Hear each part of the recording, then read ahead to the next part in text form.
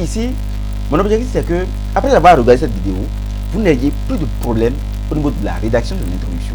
Si vous évitez les problèmes de mauvaise formulation, eh bien, vous pouvez vous en sortir de la meilleure manière possible.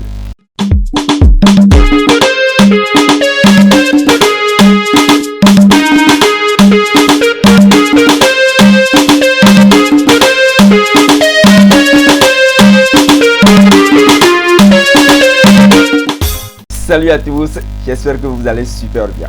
Cette vidéo répond à une question basique que voici. Quels sont les secrets pour vaincre la dissertation française? Dans cette vidéo, nous nous intéresserons au quatrième secret que voici, rédiger l'introduction en veillant au respect strict des étapes de cette partie. Bien avant d'entrer dans le vif du sujet, permettez-moi de me présenter à vous.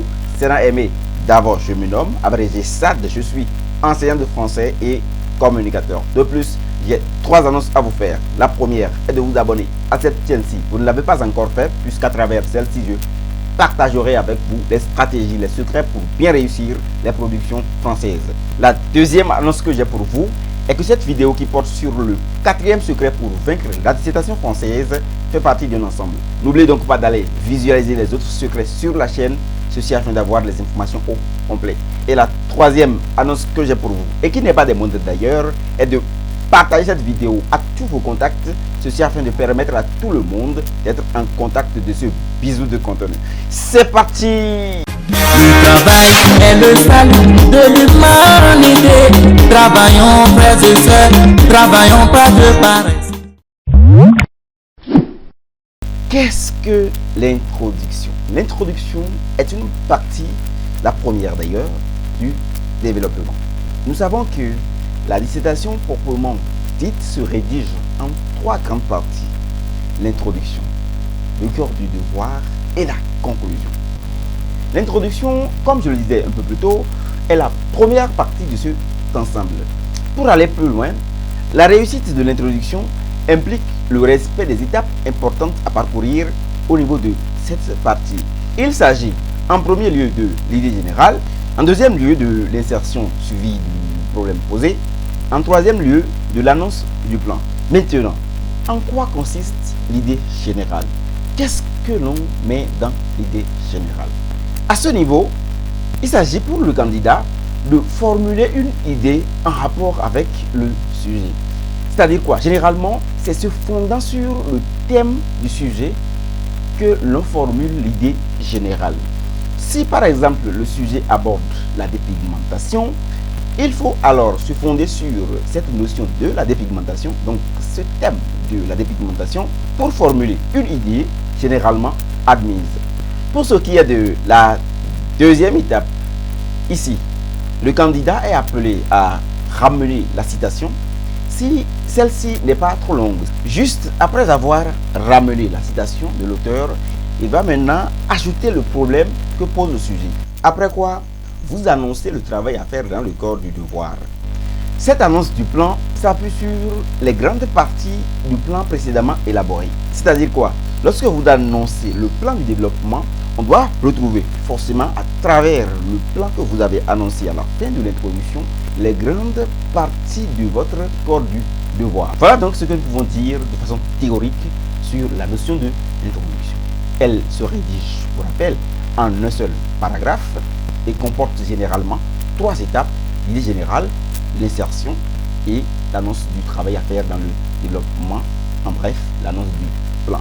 Alors maintenant, au niveau de la pratique, nous prendrons ici quelques sujets que nous allons traiter en guise d'exemple pour pouvoir mieux comprendre comment l'introduction de la dissertation française fonctionne.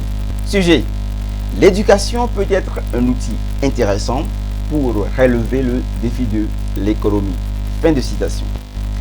Explique et commente cette affirmation de Abdel Jalil Akari comme idée générale. Parce que ici, mon objectif c'est que, après avoir regardé cette vidéo, vous n'ayez plus de problème au niveau de la rédaction de l'introduction.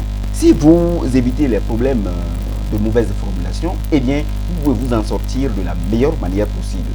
Alors, comme idée générale pour ce sujet, nous pouvons dire: l'actualité nationale, sous-régionale et internationale s'intéresse tout le temps sur l'éducation et son importance dans la société. Elle, l'éducation, joue un rôle fondamental dans la prospérité des peuples. Voilà une idée générale qui peut aller avec ce sujet. Si nous prenons par exemple, nous disons de quoi parle notre idée générale, notre idée générale parle de l'éducation. Ça s'appuie sur le thème. Vous voyez, il faut toujours, n'est-ce pas, avoir ce réflexe-là lorsque vous rédigez. Veillez toujours à ce que dans votre introduction, les éléments qu'on retrouve répondent à une logique précise. Insertion. Maintenant, nous allons insérer la citation. Et voici ce que nous disons. C'est justement dans cette perspective qu'Abdel Jalil Akari affirme: l'éducation peut être un outil intéressant pour relever les défis de l'économie. Voilà donc comment nous avions inséré la citation. On a dit qu'immédiatement après avoir inséré la citation, il faut le problème que pose le sujet. Alors nous disons, vu sous cet angle, ce sujet soulève le véritable problème du rôle de l'éducation dans le développement économique d'une nation. Annonce du plan pour finir l'introduction. Dans une argumentation bien structurée, nous montrerons les impacts positifs de l'éducation sur le développement économique d'un pays. Voilà donc, élément par élément, comment nous avions réuni, n'est-ce pas, les éléments qui composent cette introduction-là. De façon ramassée pour une introduction proprement dite, voilà ce que ça donne. L'actualité nationale, sous-régionale et internationale s'intéresse tout le temps sur l'éducation et son importance. L'éducation joue un rôle fondamental dans la prospérité des peuples.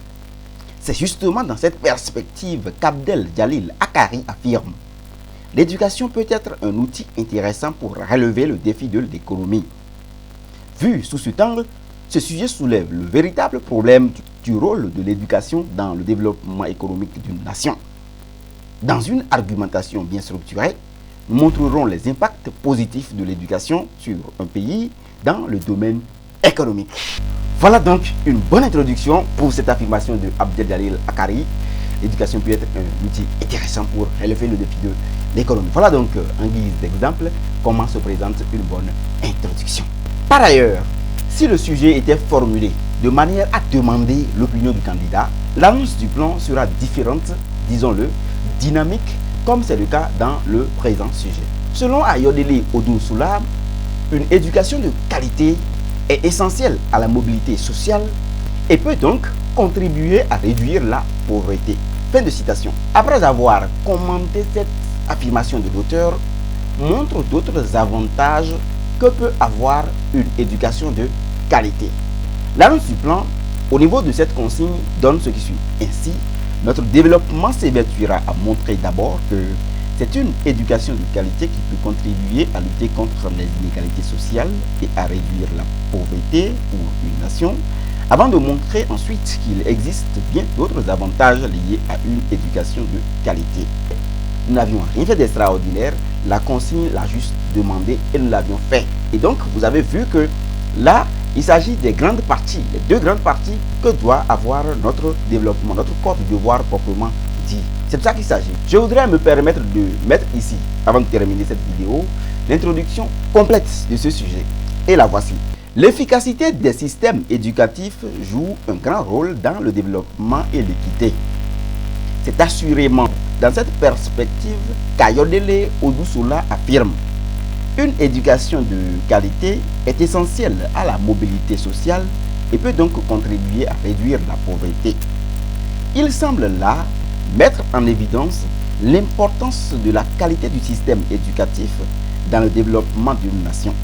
Ainsi, notre développement s'évertuera à montrer d'abord que c'est une éducation de qualité qui peut contribuer à lutter contre les inégalités sociales et à réduire la pauvreté pour une nation, avant de montrer ensuite qu'il existe bien d'autres avantages liés à une éducation de qualité. Petite précision avant de vous lâcher, certaines sources indiquent que l'annonce du plan peut être représentée par un ensemble de questions auxquelles il faudra répondre dans le développement. Il s'agit de l'annonce du plan à la forme interrogative. Ainsi, l'annonce du plan de la précédente introduction peut se présenter comme suit. En quoi une éducation de qualité peut-elle contribuer à réduire les inégalités sociales et réduire la pauvreté pour une nation? Quels sont les autres avantages de la qualité de l'offre éducative? Ces deux questions structurent le corps du devoir. Voilà pour ce qui est de cette vidéo.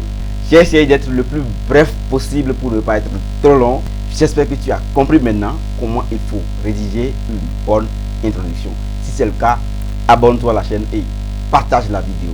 Si vous avez par ailleurs besoin de nous dans la préparation de votre examen ou concours, contactez le numéro qui s'affiche là. Je vous donne rendez-vous pour la prochaine vidéo qui porte sur la conclusion, comment celle-ci fonctionne, avant que nous n'abordions le corps de devoir proprement dit, où je vais vous livrer 2 secrets pour boucler cette série de vidéos qui portent sur les secrets pour vaincre la dissertation française. On est ensemble. Chers amis, mettons-nous à l'eau, écoliers étudiants, agents permanents d'État. Le succès de notre pays dépendra de nous.